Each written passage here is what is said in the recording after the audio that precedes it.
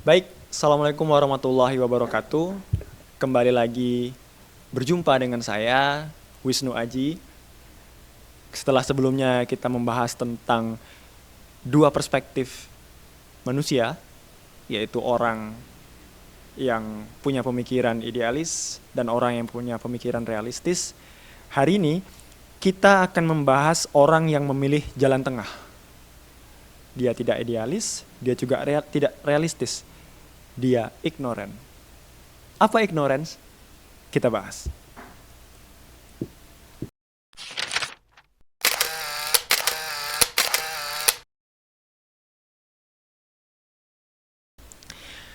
Kata ignorance jarang kita temui di kehidupan sehari-hari. Karena ignorance sendiri berasal dari bahasa asing, yaitu bahasa Latin, yaitu ignorer, yang artinya adalah mengabaikan. Akhir-akhir ini, di beberapa podcast, sering kita jumpai orang menggunakan terminologi ini untuk menunjukkan orang yang tidak tahu apa-apa. Orang yang di umur sekian, katakanlah dia sudah mencapai usia dewasa, tapi pengetahuan dia tidak cukup banyak. Sehingga untuk bisa berdiskusi panjang dengan dia butuh energi lebih. Kita pasti pernah menjumpai orang-orang yang seperti itu di lingkungan keseharian kita. Kita baru kenal orang baru, kemudian kita coba dengan topik tertentu, tapi topik ini nggak nyambung. Kenapa nggak nyambung? Karena dia minim akan hal-hal umum. Ignorance sendiri pantas sebenarnya disematkan bagi anak yang baru lahir. Dia lahir tidak dalam kondisi yang bodoh. Bukan stupid ya. Stupid kan artinya bodoh. Anak kecil, bayi itu lahir dalam kondisi yang ignorance. Dia tidak mengetahui apa-apa. Dia kertas putih. Sepanjang hidupnya lah dia akan melukiskan tintanya di kertas putih itu sebagai sebuah ilmu. Apa yang dipelajarinya itulah yang akan membentuk dia pada usia dewasa. Mirisnya hari ini orang tidak melukiskan apapun di kertasnya. Dia membiarkan kertas itu kosong sehingga tidak memiliki bahan argumen untuk bisa didiskusikan. Di zaman yang penuh pengetahuan seperti sekarang, yang harusnya teknologi makin berkembang, teknologi makin maju, kita memperoleh informasi semakin cepat, tidak dibarengi dengan majunya ilmu pengetahuan di tingkat masyarakat kita. Buktinya kita masih dapati orang-orang yang berpengetahuan minim. Sehingga ketika diajak berbicara sedikit di luar dari konteks keseharian, mereka tidak relate. Nah, orang-orang inilah yang membentuk bangsa ini.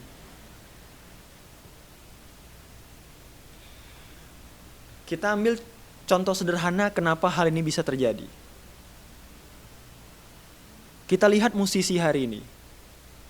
Banyak musisi yang dijadikan hanya dalam waktu tempo 1 malam. Dia bisa langsung jadi musisi. Tapi bandingkan dengan musisi-musisi legend. Dua-duanya kan musisi. Apa perbedaan antara musisi A yang lahir dari proses yang panjang dengan musisi B yang lahir dari proses 1 malam? Di tahun 80-an, belum dijumpai teknologi yang bernama YouTube.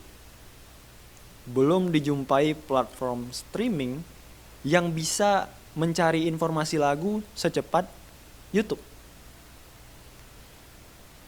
Band-band yang di luar negeri ketika merilis single terbaru, fansnya yang kebanyakan adalah band-band lokal, band-band yang baru merintis, akan mencoba untuk ngulik untuk mencari chord-chord atau kunci-kunci nada. Nah, dalam hal mencari kunci nada ini, dia menggunakan lagu original. Sementara lagu original pemasarannya tidak begitu luas. Pemasarannya hanya melalui radio yang ada pada hari itu. Gimana cara dia ngulik lagunya? Dia harus mendengarkan lagu itu berulang-ulang. Hari ini ketika kita mau mendengarkan lagu secara berulang-ulang, tinggal putar YouTube. Tapi dulu ketika si musisi ingin mengulik sebuah lagu, dia harus mengulik itu, mendengarnya hari Senin, akan diputar lagi nanti hari Selasa, diputar lagi nanti hari Rabu. Maka tiap hari dia pantengin tuh radio untuk mau dengerin lagu itu. Sehingga apa? Sehingga ilmunya, instingnya dalam mencari lirik lagu itu terasah. Nah, proses yang panjang yang saya jelaskan tadi membentuk si musisi A. Kita bandingkan dengan musisi B. Musisi B lahir dalam waktu tempo 1 malam. Maknanya apa? Dengan proses yang singkat dia bisa jadi musisi. Ya, kita lihat banyak hari ini yang seperti itu kan. Basicnya tidak di sana, tapi karena ada berbagai macam teknologi, autotune dan segala macam, bisa dijadikan musisi. Dua hal ini kita kaitkan dengan topik pembahasan kita, yaitu ignorance. Satu, bergerak berdasarkan ilmu. Insting yang diasah bertahun-tahun. Satu lagi, bergerak dengan sesuatu yang instan.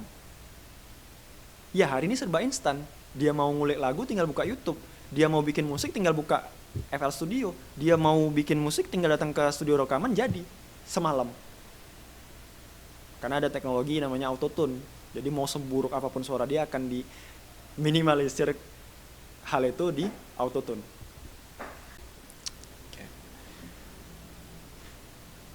Ignorance sebenarnya berbahaya bagi kehidupan sebuah bangsa.